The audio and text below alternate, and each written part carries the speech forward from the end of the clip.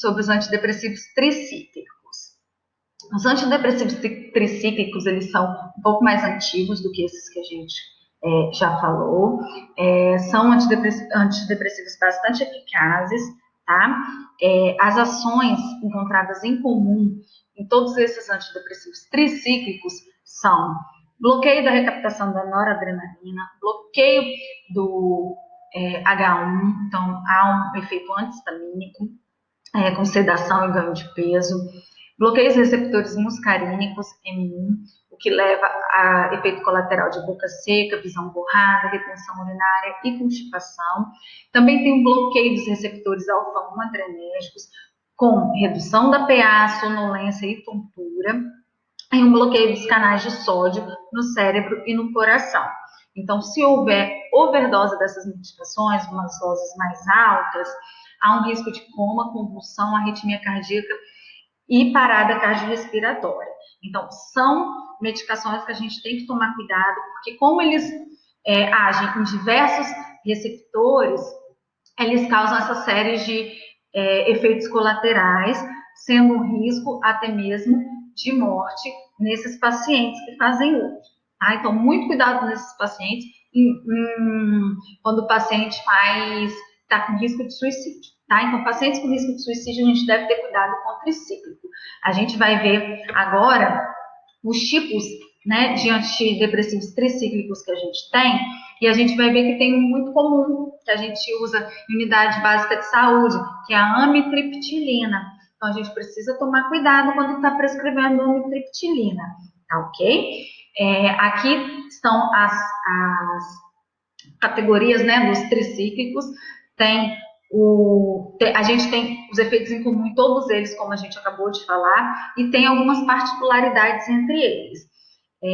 A amitriptilina, a clomipramina e a nortriptilina apresenta, além daqueles efeitos que a gente falou agora, efeito antagonista dos receptores de serotonina 2A e 2C. Então, eles antagonizam 5-HT2A e 5-HT2C.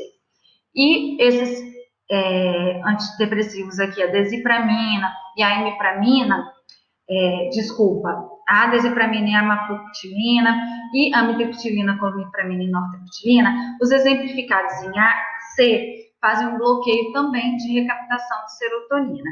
Eles fazem um bloqueio no CERT também, tá? Então, a gente precisa ficar de olho nesses efeitos aqui.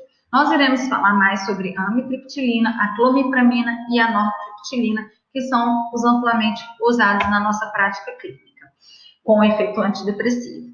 A amitriptilina, então, que a gente acabou de falar que precisa de ter cuidado, ela tem uma maior eficácia no tratamento do transtorno depressivo maior, se comparada com o inibidor seletivo de recaptação de serotonina, mas ela está associada com menor tolerabilidade por conta dos sintomas, efeitos colaterais que a gente viu lá no primeiro slide sobre ela, por bloquear aquela diversidade de receptores. Tá? A dose a gente deve iniciar 25 mg e aumentar até chegar a 150, porque a dose antidepressiva da amitriptilina são 150 mg por dia. A gente costuma ver paciente usando 150 mg por dia nas unidades de saúde? Não, geralmente a gente usa com dose mais baixa.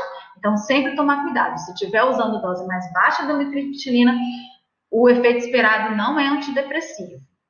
Tá? A gente pode usar ele em uma dose mais baixa, como, por exemplo, de 75 mg, iniciando com 12,5, para dor crônica e enurese. Tá? Então, lembrando que o efeito na dor crônica e na enurese surge em 3 a 14 dias, independente do efeito antidepressivo. Combinado? A meia-vida de 21 horas, a dose deve ser única e à noite por conta do efeito sedativo. Muita gente usa a dose de 25 mg para dar esse efeito sedativo somente, né? Muitas vezes associado a outro antidepressivo. É contraindicada no infarto agudo do miocárdio recente, em distúrbios da condução cardíaca, se houver prostatismo ou retenção urinária, é contraindicada no milho paralítico e glaucoma de ângulo fechado. Os recém-nascidos podem apresentar irritabilidade, taquipneia, taquicardia, na retirada dessa medicação, né, após o parto. Então, a gente deve interromper o uso em 2 a 3 semanas antes.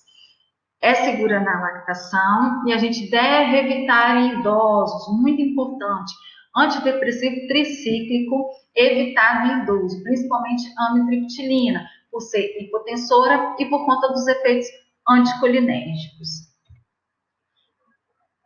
Ao passo que a nortriptilina é um antidepressivo tricíclico que pode ser usado em idoso. Se a gente tiver que usar um antidepressivo tricíclico em idoso, o que a gente vai preferir é a nortriptilina, tá? É um metabólito ativo da amitriptilina e a nortriptilina é mais noradrenérgica do que a amitriptilina. Então, a dose terapêutica é de 50 a 150 miligramas por dia e ela apresenta menos efeitos colaterais. Por isso que a gente vai preferir no tratamento de idoso. Por que ela apresenta menos efeitos colaterais, então? Porque ela atua menos intensamente nos receptores alfa-1, H1, 5-HT2 e nos colinérgicos muscarínicos, tá bem? Mas também é contraindicada se IAM recente ou bloqueio de ramo. E também, se for usar na gestação, é a primeira escolha, e na lactação também. Então, a nortriptilina é um metabólito ativo da amitriptilina, ela é mais noradrenérgica, mas tem menos efeitos colaterais porque atua menos nos outros receptores. Então, por conta de ter menos efeitos colaterais, a gente vai preferir na gestação, na lactação e no idoso. Isso quando a gente for usar os antidepressivos tricíclicos, tá ok? E aqui a clomipramina, que é outro antidepressivo tricíclico, tem a dosagem de 75 a 200 miligramas por dia, dosagem indicada, conhecida como anafranil. Ela é contraindicada se houver felcromocitoma, porque pode induzir crises hipertensivas. Também contraindicada se há AM recente, distúrbio de condução cardíaca, todas aquelas patologias que a gente viu anteriormente. Na gravidez também tem que suspender 2 semanas após o parto, mas é seguro durante a lactação. Mas a nortriptilina, paroxetina e sertralina são preferíveis. E deve ser evitada em idoso também. E evitar a exposição demasiada ao sol, porque pode ocorrer queimaduras por fotossensibilidade. Então, a gente vê que os antidepressivos da mesma classe, eles têm efeitos em comum, mas também têm suas particularidades. E são nessas particularidades que a gente deve ficar ligado, porque isso vai diferir na escolha do antidepressivo. Agora vamos falar sobre IMAL, os inibidores da monoaminoxidase. A gente tem 2 subtipos de monoaminoxidase, a A e a B. A A metaboliza serotonina, norepinefrina, dopamina e tiramina. A B metaboliza a feniletilamina, a tiramina e a dopamina, tá ok? São usados para depressão resistente ao tratamento. Por que então? Por que só na depressão resistente? Por conta do perfil de efeitos colaterais. O IMAL, ele além de ter muitos efeitos colaterais, ele interage com alimentos, por exemplo, por conta dessa metabolização da tiramina. Então, ele tem muita interação tanto medicamentosa quanto com alguns alimentos, tá? E além disso, por que ele não pode ser usado com os inibidores seletivos de captação de serotonina? Porque há um risco muito aumentado de síndrome serotoninérgica, tá ok? Então, são medicações muito eficazes, antidepressivos muito eficazes, mas que a gente reserva o uso para os casos resistentes por conta do seu perfil de efeito colateral e interação medicamentosa. Tá ok? Então, é uma medicação que a gente vai reservar o uso dela para o especialista. O clínico da unidade de saúde, se você não for psiquiatra, você não precisa se aprofundar no uso da IMAL. Porque se o paciente apresenta uma depressão resistente, um quadro psiquiátrico grave e resistente, você encaminha ele para um especialista, para um psiquiatra, para a condução do caso, tá? Mas é importante a gente conhecer a existência dele, por que ele não é amplamente utilizado.